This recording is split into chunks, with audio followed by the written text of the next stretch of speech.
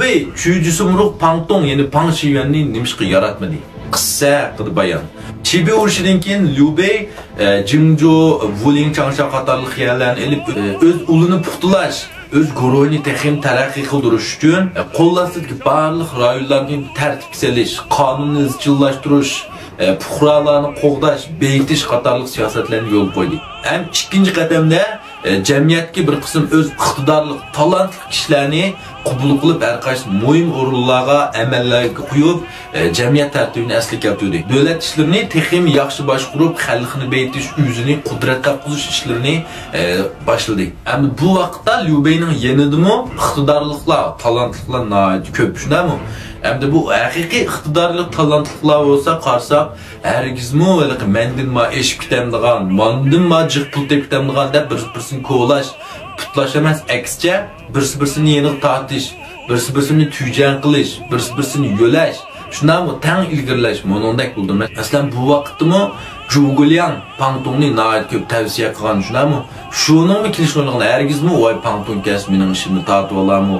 Mening qachon kash ozlab ketami deb xiyol qilib boqmagan. Endi Liu Beimi eng dastlab shu Jingzhouga kelgandan boshlab yotgan ejdira yoki Çüyücüsümrükdan ikkisidan birisiga erishsang jonni idor qila olaysan deb anglagan. Shuni endi bu yerda yotgan ejdira Kunmingga erishib bo'ldi. Endi bu Çüyücüsümrükga erishmoqchi, bunigim erishsam, va jonni chuqum olalg'idekman. Ishki ersang bo'lsa, biz ashni qilsa, biz mashni qilsa, texim uchun qalbini qo'lga keltirib deb o'yladi. Endi bu yerda Liu Bei avval Kunmingga erishdi, shunami? Bu Zhuguliang biz ko'rgan televiziyat teatrdimi va yoki asli yozilgan tasvirdimi nayt kelishgan, qamlashgan bir kishi. Endi bu yerda shuni Liu Beimi bu Çüyücüsümrükni shundaq deb o'yladi qalbida, shundaq deb bir tasavvur qildi. Chunki bu yerda sumrug'mi aslida ejdira qaraganda chiroyli tasvirlanishdan nayt bir chiroyli qush deb. Shundaq deb o'ylagan kunlarning birida bu yer xizmat tunishtirgan vaqtda Liu Beining ishxonasiga Pangtong kirdi.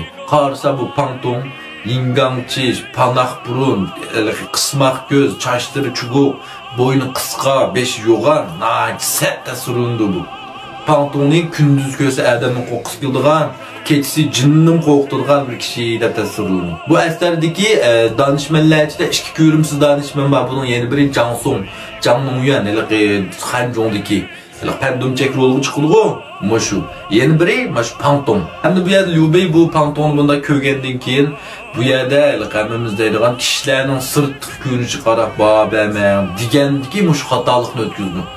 Bu Pangtongning sirti qarablar yaratmaydi bu. Shuning bilan buni ketkizib o'taysa, endi bu yerda Zhuguliangni tavsiya qilgan, uning uchun buni iqtidor boylik imkon bor. Shuning bilan asharki bir noiga ombal qo'ydi bu. Pangambal qilib, lungambal qilib. Endi bu yerda Pangtong buning qat'iy qoilamasda bu o'ylaydi, "Ey, men degan kim u?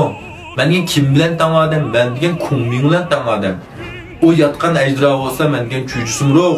Shundaq tursa, men bu yerda omballik qilmayman. Bu yerda Zhuguliang o'ng qo'l mushavir bo'lsa, men degan so'l qo'l mushavir bo'lishim kerak. U o'ng qo'l vazir bo'lsa, men so'l qo'l vazir bo'lishim kerak. Uningdan iqtidorim nayarkabga xap qarabdi" deb qasddan yuzini ko'zib qo'ymoqchi bo'lib, 100 kun ish qilmaydi. Shuningla bu yerda buni kim bayqab qoldi? Yana Sazgur Zhang Fei bayqab qoldi. Zhang Fei bag'andiki nelik ishlar bo'ldi. Shuningla bu Pangtongning haqiqatan katta Kunmingdan qilishmaydigan bir iqtidorli qadam ekanligini bildi. Endi bu vaqtda bu xabarni Changshaga tekshirish ketgan Kunmingni xabar topdi. Shuningla bu ishti yenib keldi. Kelgan kun Liu Beiga bu ishlarni deb tavsiya qildi Pangtongni qayta. Tavsiya qilgan Liu Bei bu yerda o'zining xatolik o'tkazganligini e'tirof qilib, bu yerda Pangtongni e'tiborlab buni mushavir qilib ishlatdi. Endi nurg'unlar mishani ko'rganki, men boya degandek odamning sirtqi qiyofatiga chiroyi qarab babaman degan yakuni chiqarish mumkin.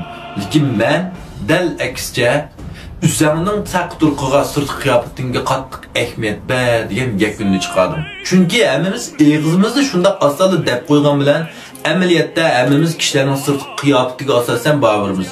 Hatta psixologlarmi shu sirtqi qiyofatiga asosan hukm qilindi. Ham hukm qilib bo'ladi. Bu haq. Masalan, ba'zilarning sirtqi qiyofatiga qarab nayt ochiq yomon, tirikka odam ekanligini bayqab qolamiz. Ba'zilarning chiroyliligi yilga xushamanchiligi chiqib ketgan. Shunami? Ham ba'zi qizlarning masalan yosinishi, kiyib olganligiga bunday kiyimi, girmiga asosanlar bularning axloqiga hukm qilamiz.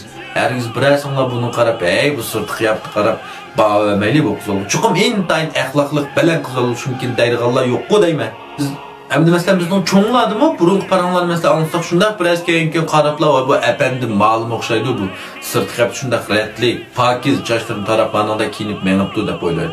Енелікдек бір алып алдақ, рәуіні кім алып var, bu usulçı ya sənət жоқшайды мағадаш деп ойлайдыған қараш, мұшындақ өкім қылыш бұрынның татып ба, bu mu xeli toğra. Şu Nurgullamı özünün karakteriga, özünün kiyinişiga, özünün şu an seviyesiga asasen kim kiydi şuna mı? Menimce o başkalarının sırtı kıyafetiga qarab ba'bama degenden üzerinin sırtı kıyafetiga diqqat qil degan bekerek to'g'ri tavsiyamki deb o'ylayman. Sizlar-chi?